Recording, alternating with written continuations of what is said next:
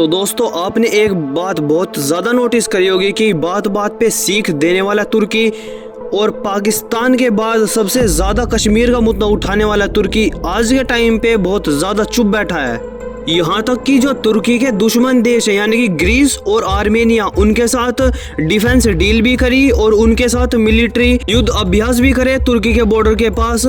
और आर्मेनिया जैसे देश को बड़ी बड़ी मिसाइल और हथियार बेचने के बाद भी तुर्की ने चूं तक भी नहीं करी। और जो ग्रीस और आर्मेनिया है वो तुर्की के बहुत ही ज्यादा कट्टर दुश्मन है, जैसे कि इंडिया का पाकिस्तान कट्टर दुश्मन है। जी हाँ, पिछले कुछ महीनों से तुर्की ने भारत के बारे में चूं तक भी नहीं करी। और पिछले टाइम के अंदर भारत ने इतने ज्यादा कदम लिए तुर्की के अगेंस्ट में कि तुर्की तो परेशान नहीं हुआ, पर लेकिन इससे जो तुर्की के आसपास के देश है जैसे कि अजरबैजान, उसने भारत को धमकी दे दी। लेकिन तुर्की बिल्कुल छोटे बच्चे की तरह मुंह पे उंगली लगा के चुप बैठा है। आज की इस वीडियो के अंदर मैं इसी बात का जवाब दूंगा आपको कि तुर्की चुप क्यों बैठा है। तो इस न्यूज को जानने से पहले अगर आपने सब्सक्राइब नहीं करा तो आप सब्सक्राइब कर लो, क्योंकि ज्यादा लोग हमारी वीडियो देखते हैं लेकिन उन्होंने सब्सक्राइब नहीं कर रखा। दरअसल इस चीज का जवाब है कि जो तुर्की है उसकी सरकार ने एक रिपोर्ट जारी करी है। इस रिपोर्ट में ये बताया कि भारतीय लोगों की वजह से तुर्की की बल्ले बल्ले हो चुकी है और इस चीज का कारण है भारतीय टूरिस्ट। जी हाँ दोस्तों, पिछले 5 महीनों के अंदर भारतीय जो टूरिस्ट हैं वो 1,26,000 की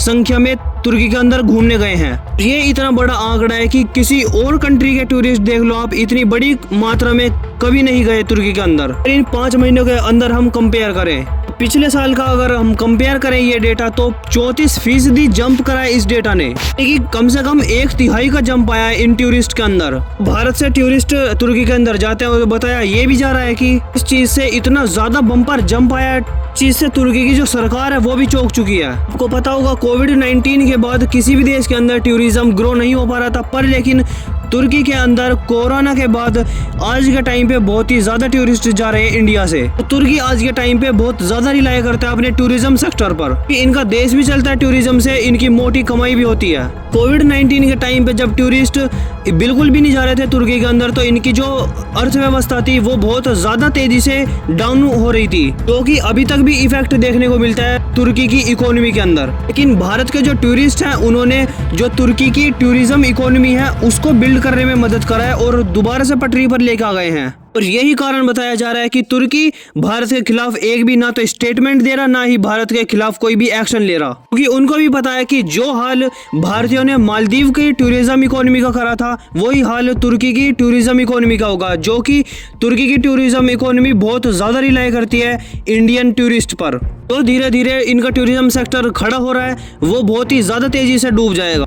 और इनको भी पता है कि इनका टूरिज्म सेक्टर एकमात्र फैक्टर है जो इनकी इकोनॉमी को बूम कर सकता है और ग्रो करने में मदद कर सकता है, ना इनके पास और कोई ऐसा साधन नहीं है जो इनकी इकोनॉमी दोबारा से ग्रो हो जाए। इस चीज से एक बात तो साफ हो जाती है, अगर तुर्की को अपनी इकोनॉमी को दोबारा से ग्रो करना है, जो गिरती हुई इनको इकोनॉमी है उसको दोबारा से पैरों पे खड़ा करना है, तो भारत की शरण में रहना पड़ेगा इनको। अब देखना ये होगा कि आने वाले टाइम के अंदर जो तुर्की के लीडर है रजब तैयब एर्दोगान, क्या वो इंडिया के खिलाफ कोई एक्शन लेते हैं या फिर नहीं। अगर वो लेंगे तो मैं एक वीडियो लेकर आ जाऊंगा, आप सब्सक्राइब कर सकते हो। और इस न्यूज़ के ऊपर आपका क्या व्यू पॉइंट है वो कमेंट सेक्शन में जरूर बताना।